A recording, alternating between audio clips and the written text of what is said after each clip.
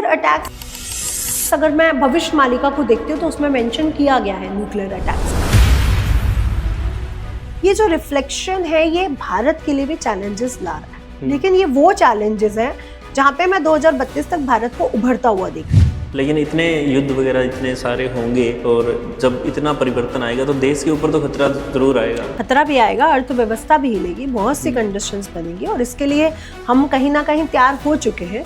भारत में सरकारें भी हिलेंगी। जो हमें लग रहा है कि यहाँ पे भाजपा सरकार है, हो सकता है वहाँ का सीएम चेंज हो जाए। जो पंजाब में और यूपी में चुनाव है 2027 में, तो उसमें क्या देख रहे हो? योगी जी दोबारा आएंगे और पंजाब में बीजेपी आएगी या? बीजेपी के चांसेस इस बार बन रहे हैं, तो चांसेस पूरे हैं कि बीजेपी आए, फिर से सीएम कोई और बने और फिर वो चेंज होकर के कोई और बने, कुछ ऐसी कंडीशन बनेगी। भाजपा के अलावा मैं वहाँ पे कोई और वो नहीं देखती। भारत की कंडीशन और बेहतर होगी। 32 तक थोड़ी सी कंडीशन मुझे डाउन में दिख रही है। 32 के बाद भारत की कंडीशन बहुत अच्छी है और विश्व गुरु की स्टेज पे वो सबसे नंबर 1 रहेगा। अक्टूबर के आसपास पूरी तरह से जो शेयर मार्केट है वो ग्लिच कर जाएगी, बहुत बड़ा डाउनफॉल शेयर मार्केट में आएगा। सोने का दूसरा ग्रह सूर्य है, तो हम सोने का रेट आफ्टर अक्टूबर और बढ़ता हुआ और बढ़ेगा। हाँ जी, 2.25 तक जाएगा।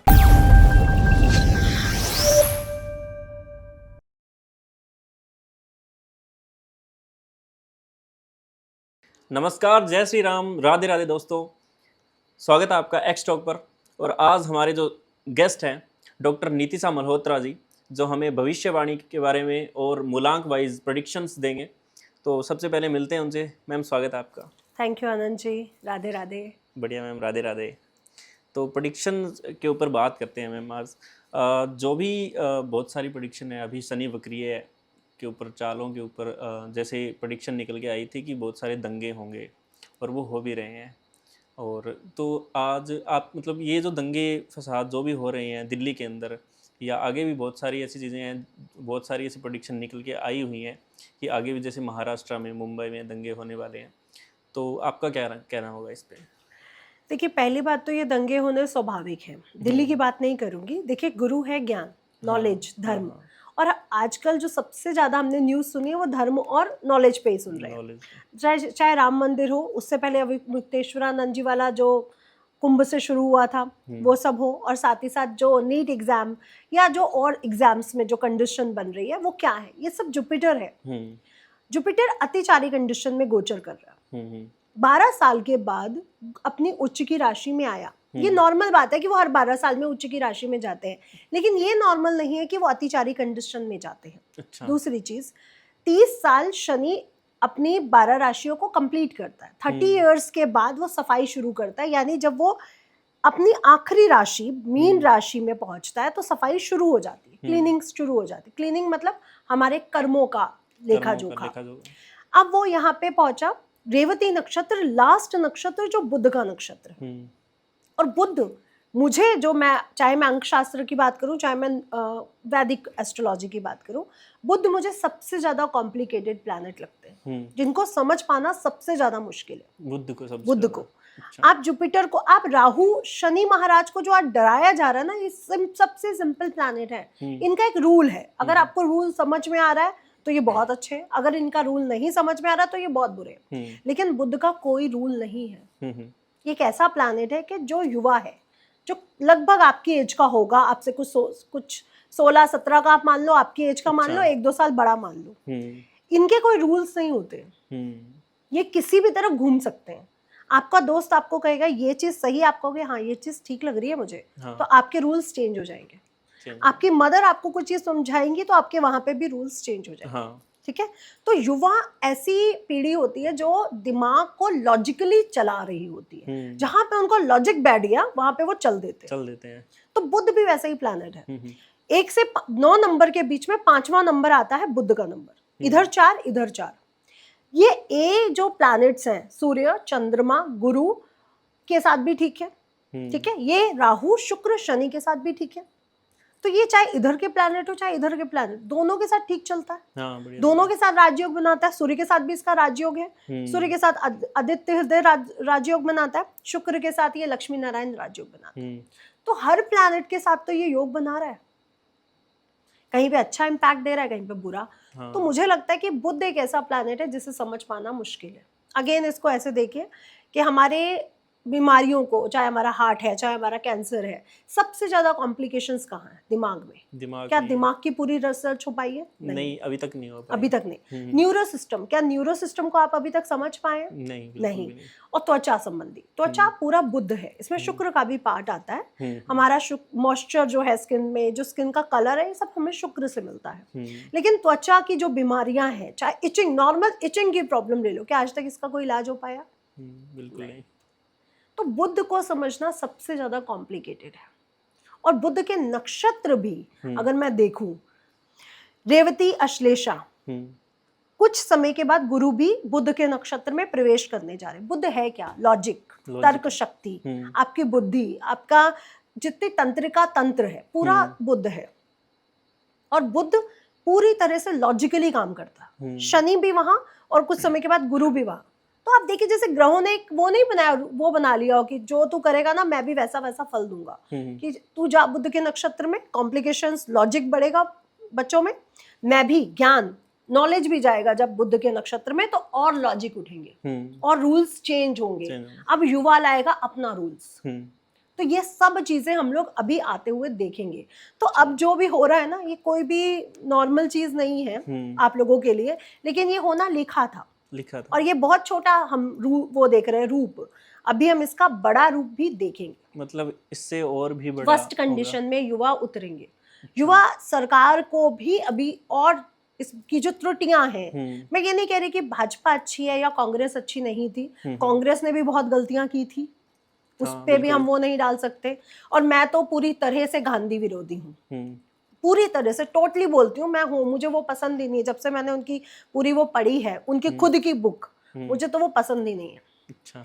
तो आज मैं अगर भाजपा को भी देखती हूँ, तो ऐसा नहीं है कि वो सही है, वो भी बहुत गलतियां कर रहे हैं, लेकिन उस कंडीशन को अगर मैं इस रूप में देखती भाजपा के नजर से, तो शायद मैं चेंजेस देख सकती, शायद हो सकता ना, बिल्कुल हो सकता था कि आज अगर भारत में जो गलतियां हो चुकी हैं उसको सही करते करते, चाहे कांग्रेस की रही हो, चाहे उत्तर प्रदेश में सपा रही हो, उस गलतियों को सही करते करते कितना आप संशोधन कर सकते हैं। तो संशोधन की जरूरत रही है। और करप्शन तो देखिए किसी भी सरकार में नहीं गया ना, वो तो जाता ही नहीं है। वो और तो कलयुग का तो राजा ही राहु का गया, तो करप्शन तो बढ़ेगा ही बढ़ेगा। करप्शन है क्या? करप्शन है आपका भ्रम कि मैं अगर 2 नंबर का पैसा ले लूंगा या मैं ऐसा नहीं करूंगा। अब दिल्ली पुलिस क्या कर रही है? दिल्ली पुलिस को लोग इतना अच्छा समझ रहे थे अभी तक नॉर्मली, क्योंकि दिल्ली बहुत बड़ी है, सबसे ज्यादा करप्शन है। फोन पर डे आप डाटा उठा के देखिए, हजारों फोन पर डे दिल्ली से चोरी होते हैं, हजारों की तादाद में। क्या सबको मिलते हैं? किसी को नहीं मिलते। बिल्कुल किसी को नहीं मिलता वो तो वापस, किसी को नहीं मिलते। तो क्या दिल्ली पुलिस सही से काम कर रही है या नहीं कर रही? कितना करप्शन है, चाहे रेप हो रहे हो, चाहे फैमिली इश्यूज हो, हर पर दिल्ली पुलिस क्या अच्छे से काम कर रही है? नहीं कर रही है। नहीं। चाहे नालों में गिर गए, अभी नोएडा में एक केस हुआ था, नाले में एक इंजीनियर गिर गया था, तो ये सब कहाँ पे काम कर रही है? और जो युवाओं के साथ हुआ वो क्या ठीक था? बिल्कुल भी ठीक नहीं, बिल्कुल भी ठीक नहीं था। और मुझे तो लग रहा है जो वहां पे जो फोर्स खड़ी थी, उनकी नेम प्लेट तब गायब थी, वो क्यों हुआ? क्वेश्चन ये है। तो इट मीन्स बुद्ध जो युवा है और गुरु जो नॉलेज है, जब ये दोनों मिलेंगे, और शनि का जो ज्ञान है, जो शनि का एक तरह से एटीट्यूड है कि मैं न्याय के साथ ही काम करूंगा, मैं अन्याय नहीं सह सकता, और जो गलत है वो उसका कर्मों का फल मैं दूंगा, वो कहीं ना कहीं आपके एक्टिवेट हो चुके हैं। अच्छा, अभी मुक्तेश्वरानंद जी पर इतना बड़ा झूठा केस लगना, मैं ये नहीं कह रही कि मेरे पास कोई साक्ष्य है कि वो झूठा केस था, लेकिन मैं ये मानने को तैयार नहीं हूँ कि जो शंकराचार्य जी के पद पर बैठा है वो ऐसा कर सकता है। बिल्कुल। मैं उनको, एक व्यक्ति विशेष को नहीं यहाँ पे ले रही हूँ, मैं शंकराचार्य जी के पद को ले रही हूँ, क्योंकि उसके पद की भी तो एक गरिमा है। हाँ, बिल्कुल है। उस पद की भी तो एक एनर्जी है जो बहुत स्ट्रांग है। वहां पे कोई भी बैठ जाए, मैं कहती हूँ हो सकता है करप्टेड इंसान बैठ जाए, उस पद में भी तो एक ऊर्जा होगी जो शायद ऐसा ना होने दे, मेरा वो विश्वास है। तो मैं ये कैसे मान लूं कि धर्म और ज्ञान में जो संशोधन होने चाहिए वो नहीं होंगे? राम मंदिर की चोरी, ऐसा नहीं है कि चोरियां नहीं होती हैं, सब जगह होती हैं, बैंकों में हो जाती हैं, ऑफिस में हो जाती है, घरों में हो जाती हैं, तो मंदिरों पे भी होती होगी। क्वेश्चन ये है कि अयोध्या में तो मंत्रा भी थी ना। हाँ, अगर मंत्रा थी और राम जी को वनवास मिल सकता है, तो क्या राम मंदिर में चोरी होना कोई बहुत बढ़िया वो हो गया? हाँ, बड़े स्तर पर हुई, ये गलत था, जिससे भक्ति हिली, भक्ति लिए है ना। छोटे स्तर पर तो बिल्कुल। 19 सब जगह नमक जितना सब जगह होता है, कौन सा ऐसा ऑफिस है, कौन सी ऐसी ब्रांच है जो आप कह दो यहाँ नहीं होता है? नहीं होता ना ऐसा। हाँ, तो मुझे लगता है कि धर्म में जब भी संशोधन बड़ा आना होता है ना, तो सफाई के लिए सब चीजें होती है।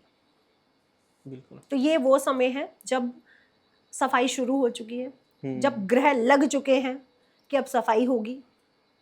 और ये सफाई प्राकृतिक, क्योंकि प्राकृतिक भी हम देखें तो डिसबैलेंस हुआ, हाँ, राजनीति भी हम देखें तो बहुत डिसबैलेंस है, ज्ञान में भी हम देखें तो बहुत डिसबैलेंस है, हर जगह तो डिसबैलेंस है। आज एजुकेशन सिस्टम को अगर हम देखें तो आज पूरे विदेशों का आप एजुकेशन सिस्टम उठाओ और भारत का सिस्टम उठाओ, भारत में बच्चे को सिर्फ रोबोट बनाया जा रहा है। तुम्हें एबेकस भी सीखना है, तुम्हें जनरल नॉलेज भी सीखनी है, तुम्हें साइंस भी सीखनी है, तुम्हें संस्कृत भी सीखनी है, तुम्हें फ्रेंच भी सीखनी है, तुम्हें जापानीज भी सीखनी है, तुम्हें सब कुछ सीखना है ना। और नैतिकता क्या सिखाई जा रही है?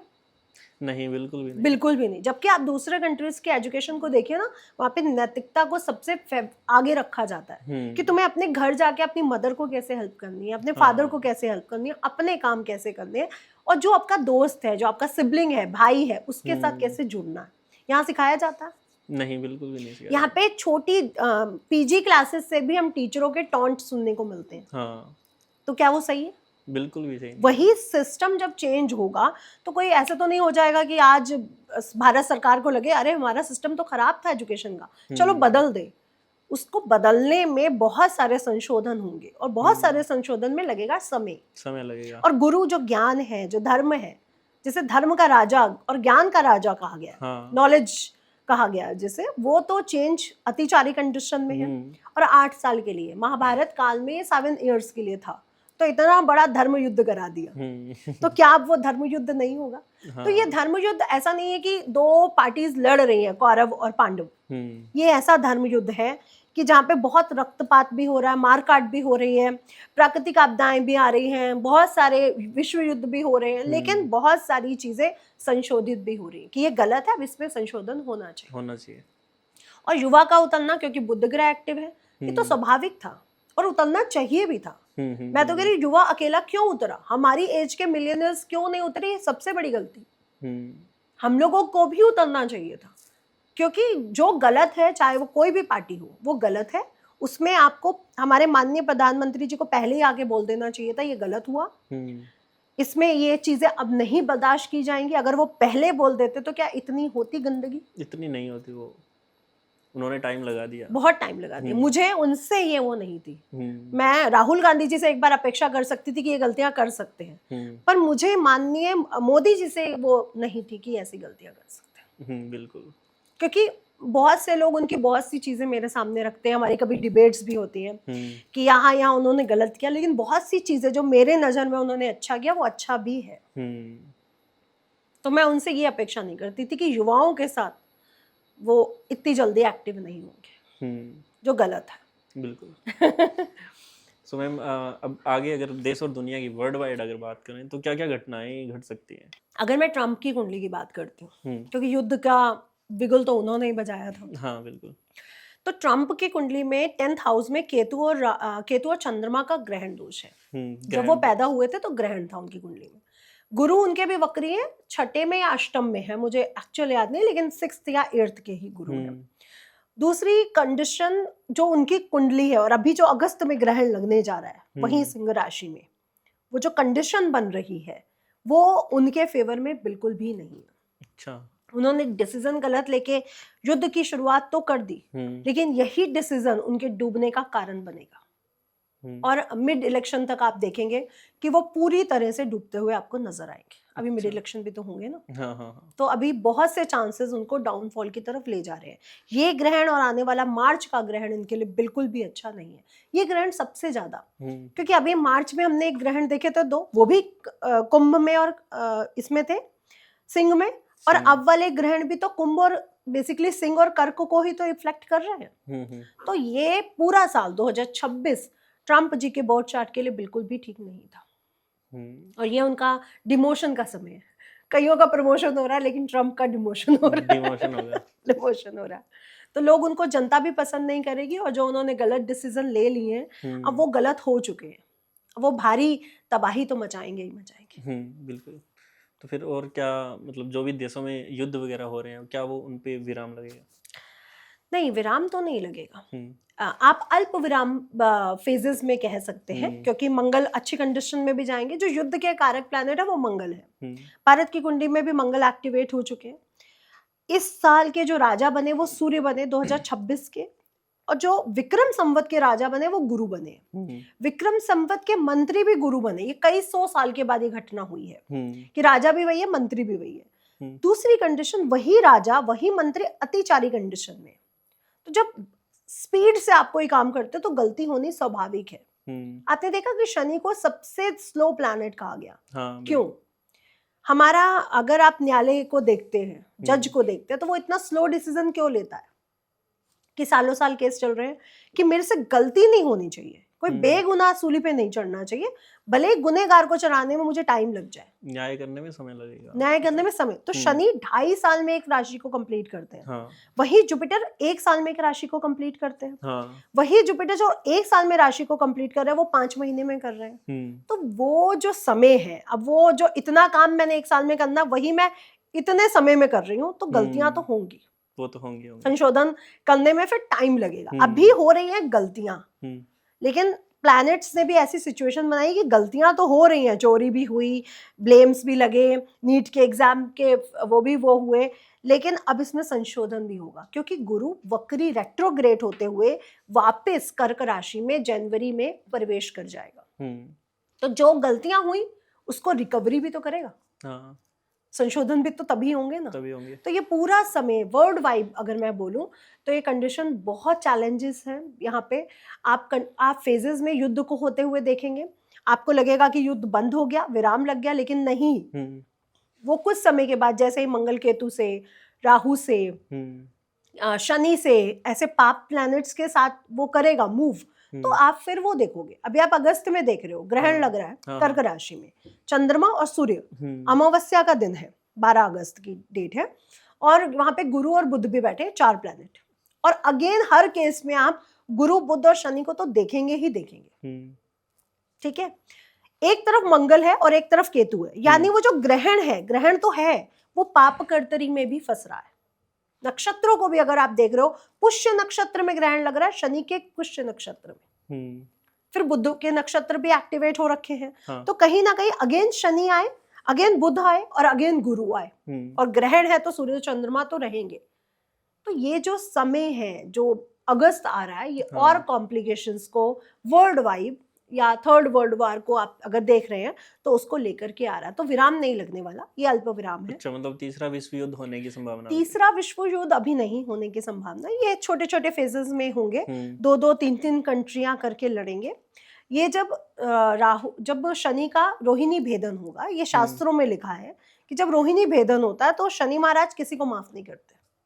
दशरथ जी ने भी इसकी बहुत सारी तपस्या की थी कि आप कुछ तो माफ करो, कुछ तो वो दो, बट उन्होंने मना कर दिया था कि जब मैं इस नक्षत्र में आऊंगा तब मैं किसी को माफ नहीं करूंगा। तो रोहिणी भेदन में जब भी आता है, प्रजा, राजा, सब इसमें प्रॉब्लम्स आती है, यानी सूखा पड़ जाता है, ज्यादा बाढ़ आ जाती है। तो जब वो रोहिणी भेदन होगा तो मुझे लगता है कि सारी कंट्रीज तब विश्व युद्ध में शामिल होंगी। अच्छा। वो 2029-30 के आसपास होगा, 29-30 के आसपास। 27 में जाएंगे शनि महाराज मेष राशि में, 2.5 साल रहेंगे। ठीक है, जून में जा रहे हैं, 6 महीने आप वो मान लो, 28-29, यानी वो 29 लास्ट में प्रवेश करेंगे वृषभ राशि में। ठीक है, 30 के आसपास वो रोहिणी नक्षत्र में भेदन करेंगे। तो वो आप कंडीशन समझ सकते हैं, क्योंकि चंद्रमा 3 डिग्री रोहिणी नक्षत्र में उच्च के होते हैं वृषभ राशि में। तो शनि महाराज की जब 3 डिग्री पे रोहिणी नक्षत्र में पहुंचेंगे वो भेदन होगा। ठीक है, तो मुझे लग रहा है कि 29 की शुरुआत, 29 की लास्ट पीरियड और 30 की शुरुआत, ये पूरे विश्व युद्ध का समय होगा। इसको मैं एक और एग्जांपल दूंगी कि भविष्य मालिका में भी ये मेंशन किया गया। हाँ, मैंने कि 2032 में युग परिवर्तन हो जाएगा, कलयुग समाप्त हो जाएगा, कल की अवतार भी होगा। बट मैं कल की अवतार के फेवर में तो नहीं हूँ, क्योंकि कल की अवतार अगर कहीं हो चुका होता तो उसकी वाइब्रेशन कुछ आत्माओं को तो मिल चुकी होती, कुछ शुभ आत्माओं को, कुछ तो मिलती। और न्यूक्लियर अटैक्स भी होंगे क्या? न्यूक्लियर अटैक्स अगर मैं भविष्य मालिका को देखती हूँ तो उसमें मेंशन किया गया है न्यूक्लियर अटैक्स को।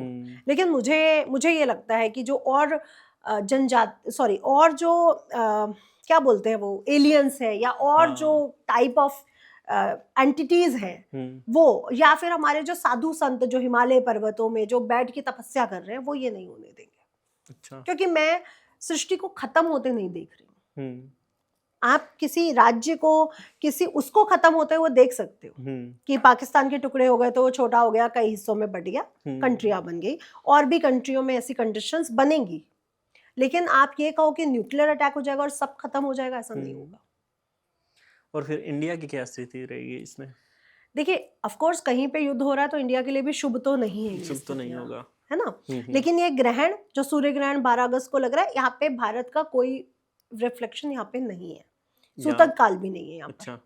लेकिन अब सूर्य को लग रहा है, आत्मा को ग्रहण लग रहा है, तो रिफ्लेक्शन कहीं ना कहीं सब कुंडलियों पर, सब 12 की 12 राशियों पर, भारत पर, ऑल ओवर पड़ेगा। क्योंकि चाहे पिता दूसरे देश में बैठा हो, उसको बीमार हुआ तो संतान को फोन आएगा, पता चलेगा, तो कहीं ना कहीं टेंशन तो होगी। तो वो तो बनेगा कि हाँ हमें सूतक नहीं लग रहा, लेकिन रिफ्लेक्शन आएगा।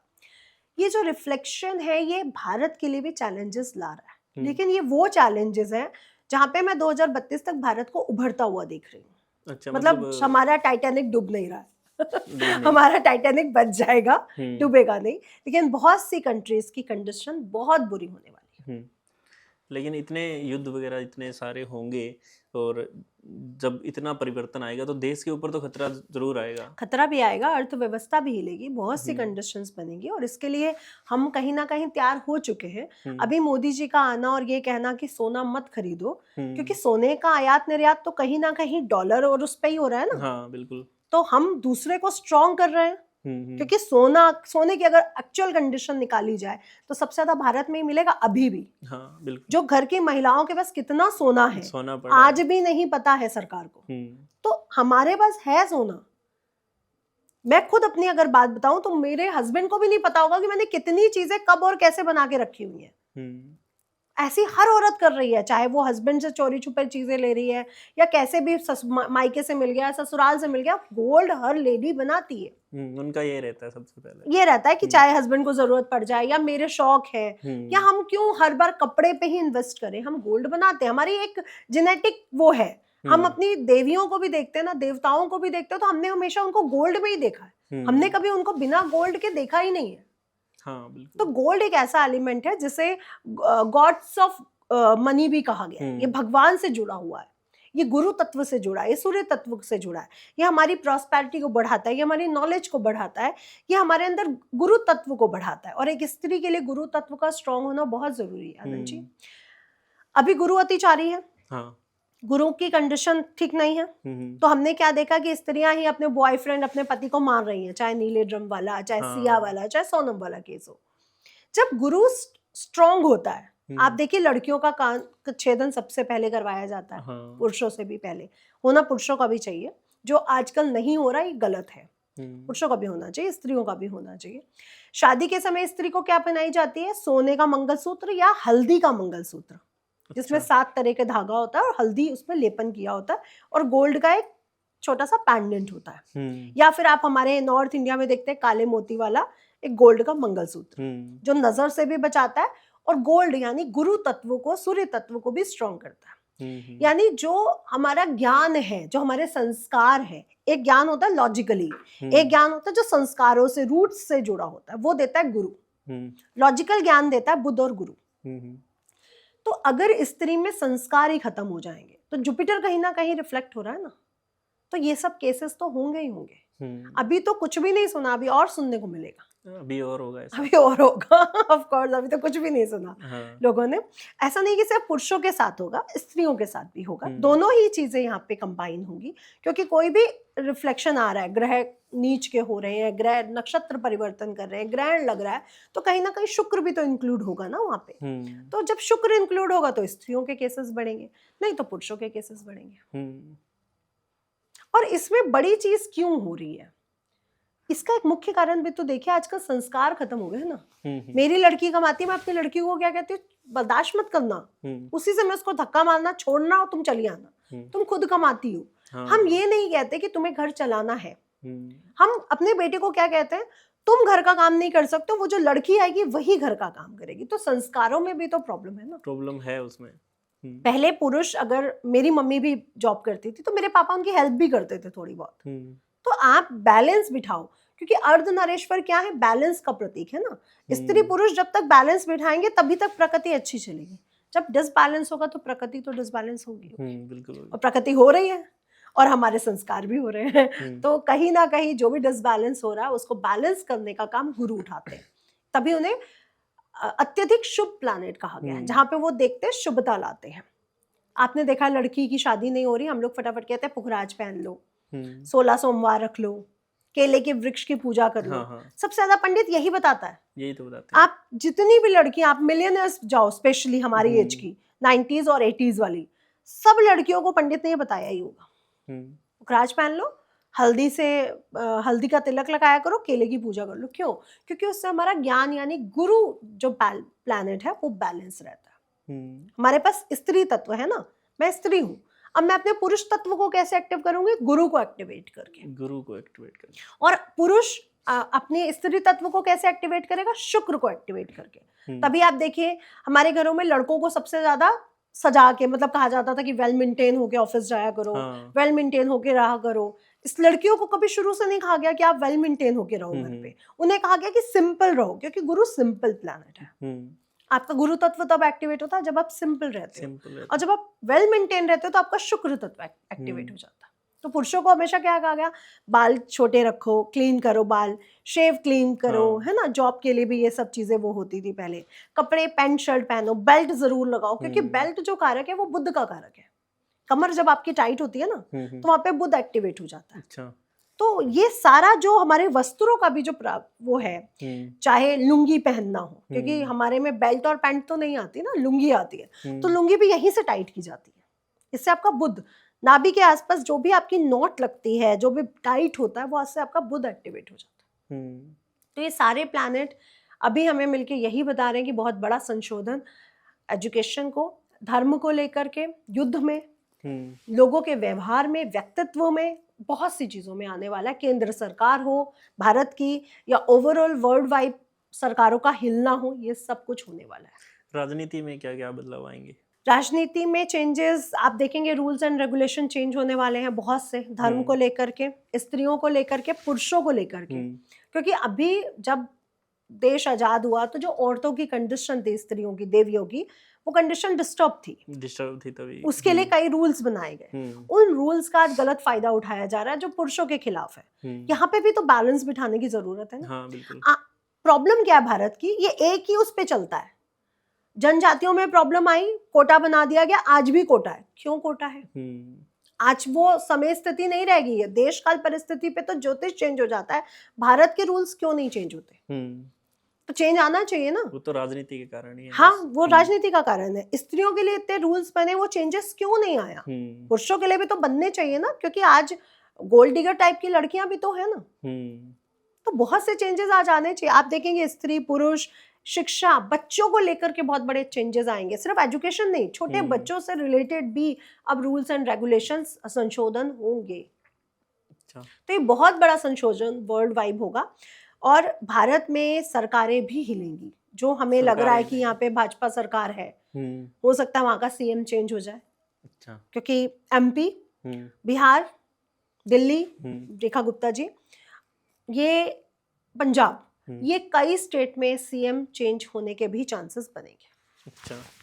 यहाँ पे मैं ये नहीं कहूंगी कि सरकारें हिलने वाली हैं, लेकिन अगर सीएम भी चेंज हो रहा है तो कुछ ना कुछ तो ऐसा होगा जो सीएम चेंज करने की जरूरत दिल्ली में भी होगा ऐसा। हाँ, रेखा गुप्ता जी के साथ तो पहले ही मैंने बोला था, जिस समय मैं आर भारत पे भी ये कर रही थी कि रेखा गुप्ता जी के चांसेस ज्यादा बन रहे हैं, क्योंकि चंद्रमा था 10th हाउस में उस दिन, गोचर कुंडली में, और शुक्र था लग्न में, और तुला लग्न का या वृषभ लग्न का बोर्ड चार्ट बना था गोचर कुंडली से, और दोनों ही फास्ट मूविंग प्लैनेट है, दोनों स्टेबल प्लैनेट नहीं है, और उस समय केंद्र में कोई भी स्टेबल प्लैनेट नहीं था। तो 5 साल का कार्यकाल पूरा करना उस समय भी हमें, मेरे को ये लग रहा था कि नहीं हो पाएगा। अच्छा, हाँ अभी तो 1 साल। अभी बिहार के लिए भी मैंने बोला था कि नीतीश जी नहीं बनेंगे, और देखिए बनने के बाद भी हटना पड़ा, क्योंकि उनका राजयोग समाप्त हो चुका था। उनकी कोई तपस्या ही रही होगी जो उनको फिर से बना दिया, लेकिन राजयोग की अगर स्टेज की बात करूं महादशा अंतरदशा से, वो उनका समाप्त हो चुका था, तो वो उनका बनने का बनता नहीं था। अब लेकिन उनका भी कुछ कंडीशन बीच में आ रही है जो पहले से बेटर हो रही है, तो हो सकता है उनको थोड़ा सा ऊपर का पद मिल जाए। अच्छा। लेकिन हेल्थ वाइज उनकी कंडीशन ठीक नहीं है। और अभी जो पंजाब में और यूपी में चुनाव है 2027 में, तो उसमें क्या देख रहे हो आप? देखिए यूपी को मैं सबसे ज़्यादा उस पर देखती हूँ, भारत की पूरी सरकारें ही यूपी पे बेस्ड होती हैं, आप जानते हैं। और यूपी में एक ऐसा नेता है जिसने यूपी में बहुत बड़ा चेंज लाया है ना। मैं आज नोएडा में रहती हूँ, आज से कुछ साल पहले की नोएडा की कंडीशन और आज के नोएडा की कंडीशन में बहुत फर्क है। यूपी में भी बहुत फर्क आया है। मैं आपको सच बताऊं तो मेरे बहुत सारे मिलने वाले सरकारी जॉब्स में थे जहाँ पे देहातों में उनके जॉब्स थी। वो लोग देहातों में जाके जॉब्स नहीं करना चाहते थे, डर लगता था उनको, स्पेशली स्त्रियों को, कि लग तो गई, अब हम जाएं कैसे। आंगनवाड़ी, बहुत सी ऐसी जगहों पे, क्योंकि वहां पे ऐसे लड़कियां उठती थी कि नॉर्मल कुछ है ही नहीं। मतलब भारत में ह्यूमन बीइंग की जो जो क्या बोलूं, जो ह्यूमन बीइंग की जो अवस्था है ना, वो सबसे दयनीय है। यहाँ पे चिड़ियों जानवरों को तो कोई वैल्यू देता ही नहीं है। वो तो वैसे ह्यूमन नहीं भी है कभी मर जाए, किसी के साथ भी रेप हो जाए, किसी के साथ भी कुछ हो जाए, कोई वैल्यूज नहीं है। कोई नाले में गिर रहा तो गिरने दो। जबकि दूसरे देश में चिड़िया भी फंस जाती है ना, तो उसका भी रेस्क्यू होता है। आज पहाड़ों पे देखिए वो हो रहे हैं, लैंड स्लाइडिंग्स हो रहे हैं, या जितने गेम्स भी करवाए जाते हैं, पैराशूट ग्लाइडिंग हो गई, ये सब हो गया। क्या वहां पे रेस्क्यू टीम्स काम करती है? नहीं करती। तो भारत में मुझे नहीं लगता कि इंसान की कोई वैल्यू है।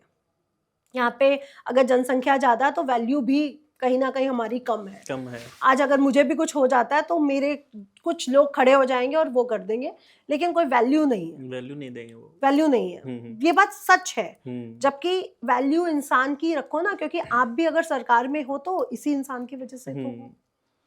तो अब मुझे लगता है कि वैल्यू, रेस्क्यू टीम्स का बैठना, पुलिस का सही से काम करना, इसमें भी तो संशोधन होना चाहिए ना, कि इसमें संशोधन नहीं होना चाहिए। बिल्कुल, हर चीज में होना चाहिए। हाँ, बिल्कुल। तो बहुत बड़ा संशोधन, और यूपी में योगी जी दोबारा आएंगे और वो चेंजेस और अभी स्ट्रॉन्ग दोबारा योगी जी आएंगे। और पंजाब में बीजेपी आएगी या? बीजेपी के चांसेस इस बार बन रहे हैं, तो चांसेस पूरे हैं कि बीजेपी आए, फिर से सीएम कोई और बने, और फिर वो चेंज होकर के कोई और बने, कुछ ऐसी कंडीशन बनेगी। कौन बन सकता है? भाजपा के अलावा मैं वहां पे कोई और वो नहीं देख पा रही हूँ। अच्छा, सीएम कौन बन सकता है पंजाब में? अभी यहाँ पे मैंने बहुत अच्छे से उनकी कुंडलियां नहीं देखी, मैं झूठ नहीं बोलूंगी। राघव चड्ढा की कुंडली आपने देखी होगी। राघव चड्ढा जी की, हाँ, मैंने बोर्ड चार्ट देखा है। राघव चड्ढा जी का बोर्ड चार्ट मुझे बहुत बड़े नेता का नहीं दिखता है, तो मुझे नहीं लगता कि वो राजनीति में बहुत बड़ा नाम कर पाएंगे।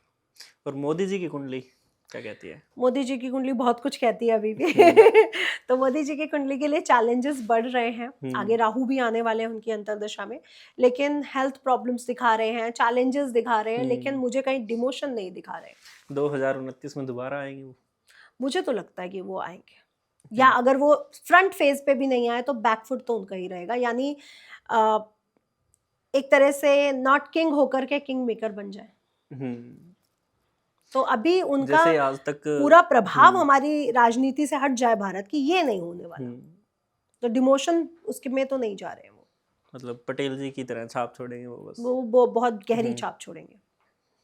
और सोना चांदी का अगर रेट अगर देखें, प्राइस अगर देखें, इकोनॉमी अगर इंडिया की अगर देखें, तो आने वाले समय में किस तरह की रहेगी? देखिए, अगर बेसिकली इकोनॉमी की बात करूं तो अगर वर्ल्ड वाइड युद्ध होगा आगे, तो इकोनॉमी तो अगर विश्व की हिलेगी तो भारत पे इसका असर पड़ेगा ही पड़ेगा।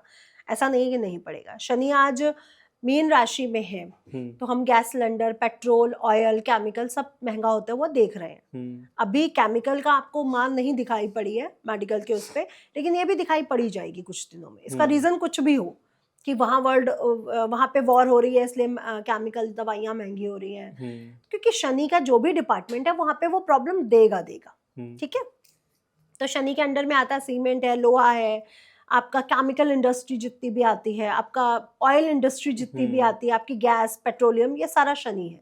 तो यहाँ पे हम प्रॉब्लम्स देखेंगे। अगर हम यहाँ पे प्रॉब्लम्स देखेंगे तो महंगाई तो बढ़ गई ना, महंगाई भाई बढ़ेगी। आपका ट्रांसपोर्ट राशन भी तो इधर उधर हो रहा है ना, सब एक ही जगह तो पैदा नहीं हो रहा, तो कुछ ना कुछ तो आ जा रहा है। ट्रांसपोर्ट महंगा हुआ तो राशन भी महंगा हुआ, तो कहीं ना कहीं महंगाई का तो प्रॉब्लम पूरा वर्ल्ड वाइड सब उठाएंगे।